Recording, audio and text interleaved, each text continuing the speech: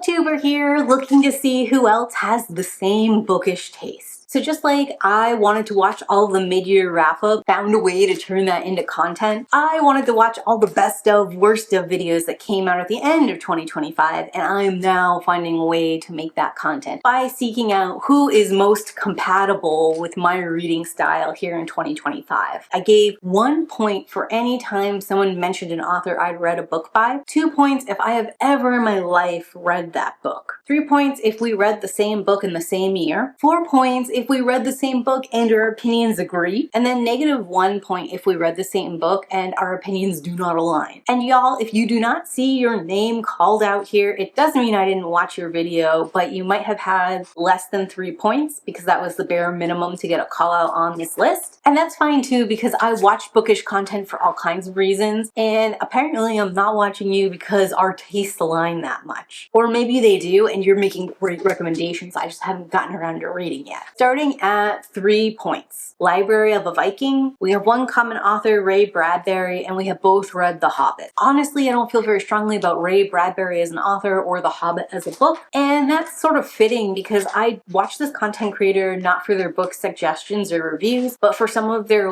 other bookish content. Next is Freshly Read Books. We only have 3 points, but it's on some really cool authors. First is Nnedi Okorafor, who I've only read 2 things from, but I love Just Out of Jupiter's Reach. Beautifully descriptive. It gives an opportunity for Nnedi Okorafor to display her ability to do excellent characterization, wonderful description, to explore a lot of different concepts and ideas that have been done before in fantasy science fiction, but she's taking such a unique perspective that I haven't gotten to see before. This is definitely an immersive experience journey kind of story. V.E. Schwab, who I read for the first time this year, but I read 2 books and really liked them. And Stephen Graham Jones, who I find is a polarizing author that I'm always willing to give a shot, but have mixed reviews on his actual execution. Jess Owens also makes it into the 3 points category. I loved Bury Your Bones, but I understand why she was disappointed in it. For me, I locked in and was driven, and even like that, there were a few points in the narrative where I felt it dragged, or I just wanted us to get to the point. So the fact that Jess kind of felt that way the whole time makes sense to me and seems like very fair criticism. She also read The Familiar by Leigh Bardugo. I have only ever finished Leigh Bardugo's Ninth House and Hellbent, and while I'm a huge fan of her contemporary fantasy, I don't think I'd be interested in this historical fantasy, and I certainly don't want to go back to some of her older work. I am super excited because the 3rd and final book in that Ninth House series is allegedly supposed to come out later this year, so I will be reading some Leigh Bardugo very soon, but I don't feel much one way or the other way about the fact that poor Jess struggled to get through The Familiar. And finally, in 3 points is My Core. We've read and enjoyed some similar authors. I'm glad we can both have fun with T. Kingfisher, Stephen Graham Jones, and Terry Pratchett. And that moves us into 5 points, starting with Leandra the TBR0. It's really funny to me because in the mid-year wrap-up, she made it on the list with Jurassic Park and The Lost World, and those are still the major books with points on the board. She also got 1 extra point with Chuck Tingle. She read his most recent release this past year, and I'm still enjoying Camp Damascus, back from 2023, I think. But it does make me realize I probably need to catch up with some of his other books. Next is Thoughts and Tomes. She really reads different books than I read and rates them differently than I would rate them, which is fine. There's nothing wrong with that. It just always surprises me because when I see her, I think oh, we should be very aligned, and we're just not. Again, she put Bury Your Bones in the Midnight Soil in her disappointing category, which doesn't mean it was one of her worst reads of the year, but just means she expected more. And that makes me sad because I really love that book and have a video essay I'm very proud of about how much I loved it. But I guess she's not wrong because so many people ended up putting Bury Your Bones in the Midnight Soil either in their most disappointing or worst reads of the year this year. I feel like maybe I'm the minority on this one, which rolls me into 6 points, starting with the Literature Science Alliance. We share a lot of common authors, more so than other people ahead. But she also was not a fan of The Unworthy, so I ended up doing a -1 because our opinions don't align on the book. And she's the first person I actually ended up taking a point away from. I do agree with her that the book is really sad and upsetting, but like for me, that's part of what made the experience, and for her, she felt it was like unnecessary. This Ain't Over is at 6 points, mostly through Parable of Talents. I really love The Parable of the Sower by Octavia E. Butler, and what makes it is its second book, Parable of Talents. In fact, this is one of those books that I can easily say the sequel is better. It's kind of a shame that she didn't get to finish the trilogy with The Parable of the Trickster, but this is like a great situation where at the end of Parable of Talents is a complete narrative arc. So even though I would like there to be more, and it was even a plan for there to be more, I don't necessarily feel like there's no resolution at the end of the book. Parable of Talents is excellent. It expands the scale and scope of the narrative in a way that makes it feel so much bigger and more exciting than what we got in Parable of the Sower. And for me, it just really makes the series shine. Next is Kyla D. What struck me in her best wrap-up of the year was the variety on the list. She had romantasy and paranormal romance, but she also had sci-fi, hard fantasy, and literary fiction as well. Just like a little bit from each column, and a point here and a point there gets you to this point count. Moving us into the 7-point spectrum. This was interesting because I have both Cameron Slaggy Book Club and the Cora Tyler authors and the Cora Tyler book channel, and both of these people only listed one book we connected to, but it was a book that I read this year, so that started them with 3 points, and it was a book we both loved, which put us into 4 points. So with Cameron Slaggy Book Club, it's all 7 points to The Unworthy, and I love them for that. That was such a good read. I don't know that I'll ever get over how much I liked that book. And then with Query Tyler, it's gonna be 7 points all to One Dark Window. This one I am a little bit more mixed on, but the ending was strong, and I did walk away at the end of the book feeling good about it. Rolling me into 8 points.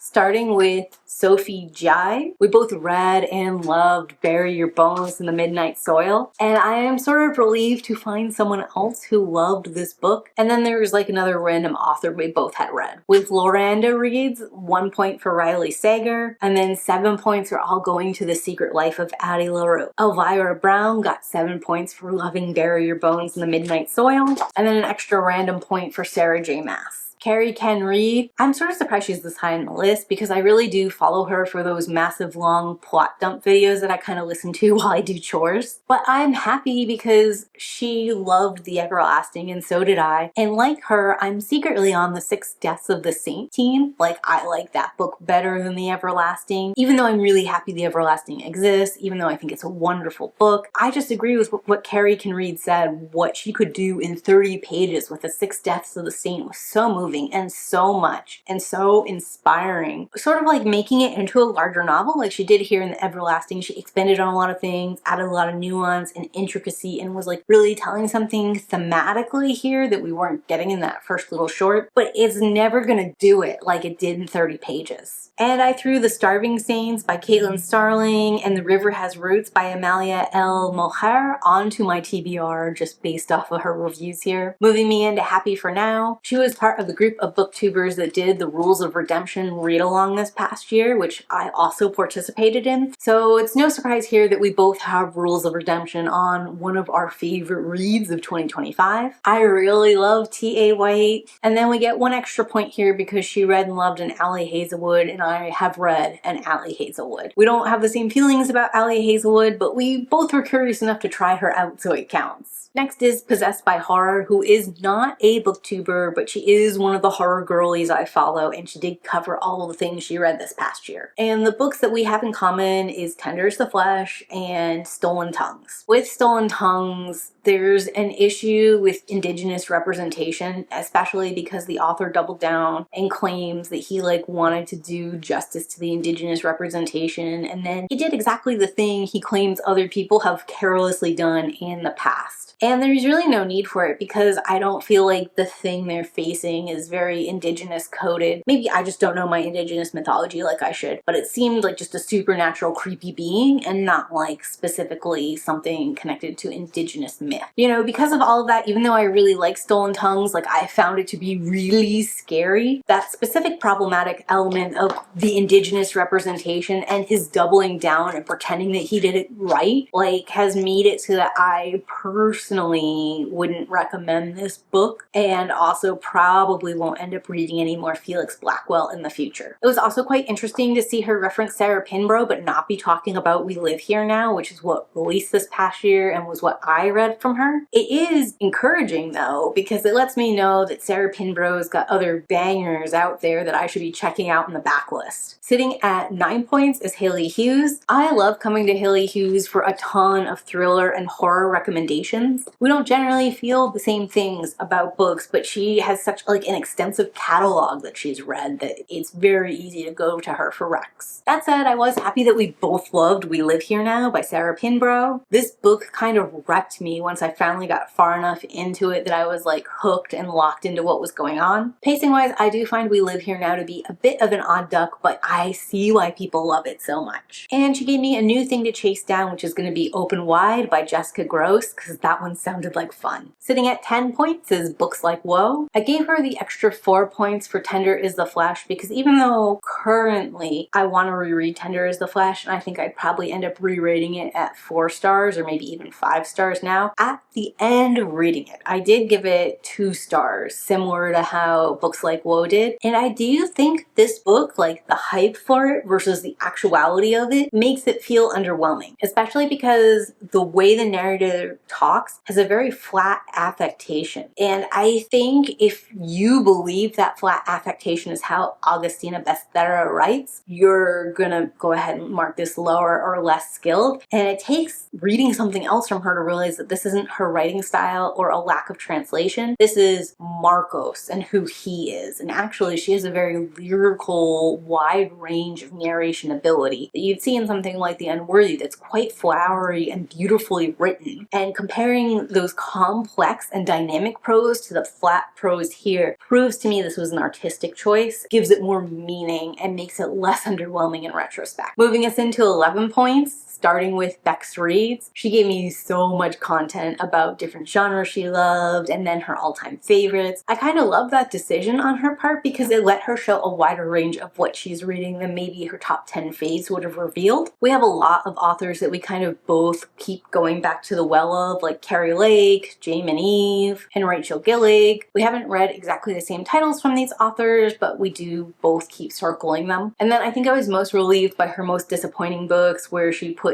Goldfinch by Raven Kennedy. This is the last book in the Plated Prisoner series. I have done so many videos about the Plated Prisoner series. I feel like the queen of the Plated Prisoners, right? I do not like this last book, and it is so validating for Bex over at Bex Reads to be saying exactly the same things that I didn't like about it she also found there. Like, she called out, just like me, that the dragon thing comes out of nowhere and feels like it's there just because Fourth Wing was poppin' at the time. I also felt super validated because she reads a lot more romance than I do, and generally speaking enjoys a lot of these romanticities where I'm sort of like more on the fence about it. And she also did not like any of the side character romances. So it's not just a me thing, I can't have fun, I can't get on the train and go. Like, those ones are just legitimately bad. Moving us into 12 points with Shades of Orange. We do have a lot of author overlap, but I don't feel like we agree so much on the authors. For example, I read my first Joe Hill books this year and really loved them, and Joe Hill is on her most disappointing list. Not the same book, so maybe I would feel that way about that book in specific, but I'm just surprised based off of my experience with him this year. But minimally, we're picking up the same authors, which sort of indicates that like we're interested in the same kind of premise or storytelling style, even if we feel the execution plays out differently. Next is Sophie Jo. She is a big romantasy reader, and because of that, most of the books that she has read, I have read going through different viral phases of the internet. I was surprised that she had read them all in 1 year. Like, that seems like too much romantasy, but who am I? You know, like, we all read differently. Certainly I read so much horror at this point in time, and I bet a lot of people think it's too much scary crap all at once. I will say, of what she read, what stood out to me as the best one is going to be The Serpents of the Wings of Night. I think there's potential in some aspects of the world building there. I think there really is a whirlwind, high chemistry romance in the first book. Just the first book, though. And I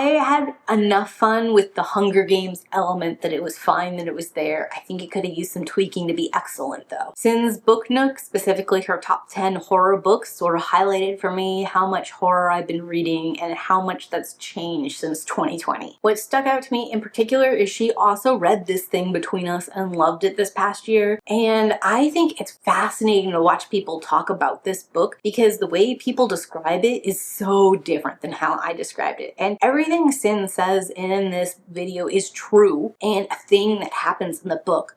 But so many things are happening in This Thing Between Us, and it's so hard to like parse out what is important and like what's real, what's imagined, if it's a metaphor or if it's imagined, what does it mean? You know, there's a lot of moving pieces and components, and every time you're like, oh, it's this kind of narrative, oh, it's this kind of narrative, oh, it's this thing over here, something else gets thrown into that stew and it becomes something entirely new. I think I focus on it sort of in chronologic, the way it was written order. So when I say what I think it's about grief and the loss of a life partner, like a sudden unexpected loss of a life partner. And that's because we open with Thiago at his wife Vera's funeral, and he starts in this place of grief and is always in that place of deep mourning, grief, and shock throughout the entirety of the novel. Even when we're like back in time and he's telling us about life with Vera and things that they were experiencing prior to her death, it's all tinged with this sadness, this remorse, this self-hatred that comes from the fact that Vera is already dead by the time the novel starts. So that's how I tell my summary, talking about grief and loss. But a lot of people start in chronological order and start with like what Vera and Thiago are experiencing before Vera's untimely death. And I do think that's really interesting because like to me that part of the narrative doesn't even matter. It is barely set dressing. It's sort of like suggesting a supernatural thing before we really see the depth and intensity of the supernatural that's going on around Thiago. But I don't know, if you have read This Thing Between Us, comment down below how you would summarize that, because it is definitely one of those stories where I don't know I'm confident that I realize exactly what's going on. Rolling us into 13 points, A Little Bit Mads. Bloom by Delilah S. Dawson makes up 7 of those 13 points. I agree with her. I really love the farmer market vibe going on here. And also, of course, shout out to the bard William Shakespeare himself. I have also read A Midsummer's Night Dream, although my favorite is Taming of the Shrew. And I think I'm partial to that one because it's the one that I've seen as a play done the most ways, the most times. And then there's Mandy's Morgue of Horror. We both love The Unworthy. Also, shout out to Gretchen Felker Martin. I've read and loved Manhunt, and I have Cuckoo sitting in my Kindle Unlimited, and I'm really hoping to get to it this year. But now I'm gonna have to add Black Flame onto the TBR too. Sitting at 14 points is Brie Loves Books. She read and loved Mean Spirited, which was sort of a surprise to me because when I read that, I couldn't imagine anyone finding it scary. I think I could have been more forgiving of this story if it hadn't consistently set itself up for failure. Like, for example, they have an epigraph at the beginning of the story to sort of like set the tone, and that's from H.P. Lovecraft. There are multiple references to Edgar Allan Poe. The story is like, think of things that Lovecraft, think of how Edgar Allan Poe does things. This story is on that level. And let me tell you, the story is nowhere fucking near that level.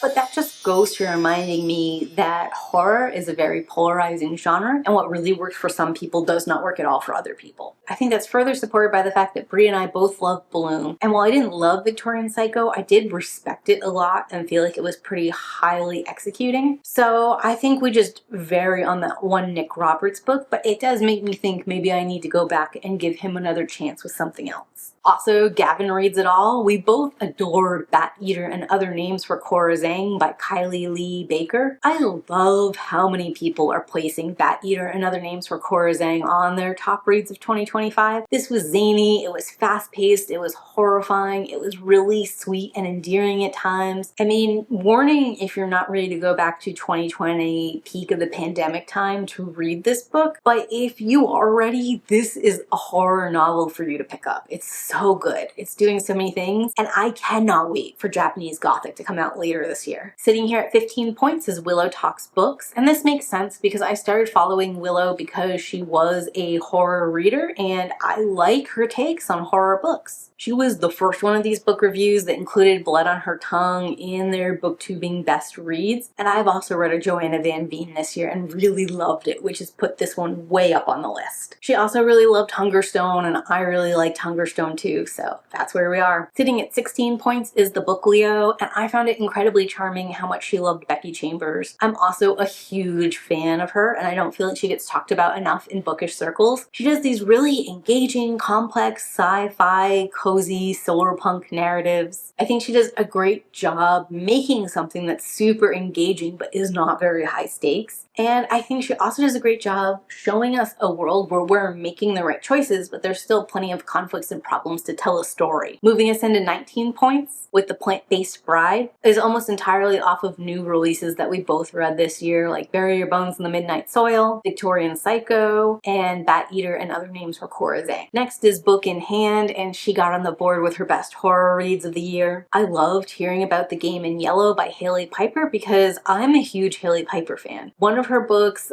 Benny Rose and the Cannibal King, is under my 5-star reviews under 500 ratings that you should check out over here if you want to hear more about it. But I had not heard of this particular Hailey Piper, and now I'm intrigued. Rolling me into 25 books, The Pastel Bookshelf. She killed it in her Best of Horror 2025 video. So many books and authors we have both read, with We Live Here Now, Hungerstone, and Bloom here topping the charts. And then my number one pick here with 39 points is going to be The Weirdo Book Club, which should surprise no one, considering a lot of her best of and worst of picks were from The Weirdo Book Club, and we both read the same books in that book club this year. So no surprise here that we both loved Hungerstone, The Reformatory, and The Everlasting. I get the impression from how she speaks that she liked The Everlasting a little bit more than me, but I do think it's a solid 4-star read. Did really enjoy my time. We also both read I Got Abducted by an Alien and Now I'm Trapped in a Rom-Com, and I guess unfortunately it made into a more disappointing read for Natalie this year. She was the second person to call out Blood on Her Tongue by Joanna Van Veen, and I am reading it with the Nevermore Notes book club this February, so I'm really excited to be picking that one up. The only thing I would say about the book she chose that we both read this year is not to feel bad about Rebecca. One of the things that Natalie has expressed in her videos is that she doesn't like purple flowery prose, and I think the main draw to something like Rebecca is the purple flowery prose. I just think this book is not for her, period, and it's not that she's missing something. She's so graceful. She says like a class would really help and give her more. I'm sure there are some things that a class could definitely point out that maybe you wouldn't notice on your own, but I just think that the style and the lack of overall plot in such a long book was not to her taste, and that makes perfect sense to me, even though I was a fan of the prose in this one and therefore rated it quite high. But yeah, if we don't count the Weirdo Book Club, because it's sort of cheating since we're both reading the same books via book club, my number one person would be The Pastel Bookshelf, Book in Hand, and then The Plant-Based Bride. Congratulations to everyone who had a good reading year this past 2025. I love these kind of videos. I love getting recommendations and seeing what everyone liked or didn't like. And here's to a great 2026. If you're kind of curious to know more about me and my channel, I have a Gothic playlist you could check out over here, since Gothic reads are kind of my jam. And if you're looking for my take on like some more diverse picks, I have an Amazon Originals anthology read over here. And that's me going through all of the various little short anthology stories that Amazon Originals has come out with. So it spans a whole bunch of genres like thriller, supernatural, sci-fi, horror, and romance. And if you're this far into the video and you're not sure what to comment, leave me a book stack emoji in those comments down below. And as always, keep